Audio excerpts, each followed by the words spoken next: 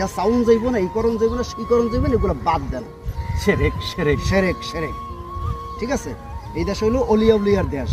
এই দেশে বড় বড় দুর্ঘটনা, বড় বড় কিছু হয়। এই যে ভূমিকম্প হলে একটা বিল্ডিং কোনো ভাঙে না, দেখছেন? করোনায় কোনো লোকই মারা যায় না, সারা বিশ্বকাপে গেছে, বাংলাদেশে কিছুই করতে পারে না, বুঝছে না? এই অলিয়া উলিয়ার কারণে। এই অলিয়া উলিয়ার দরবারে যাইতে বলেন।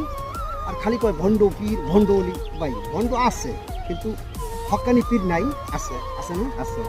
বলেন এইভাবে যদি করে মানুষের মনে কষ্ট দেওয়া, ভাই আল্লাহ তো বলছে সাধারণ মানুষের মনে কষ্ট দেওয়া ঠিক না, একটা মসজিদ ভাঙার মানুষের কষ্ট দেওয়া। আর এই মনে করেন বড় বড় অলির নামে মনে করেন বেবিচারের কথা কয়, বুঝছেন?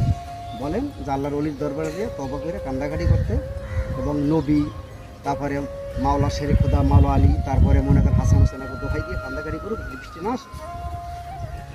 মানে আপনি বলতে চাইতেছেন যে কোনো ভালো পীরের দরবারে গিয়ে কান্নাকাটি করলে বৃষ্টিটা হবে। হ্যাঁ অবশ্যই।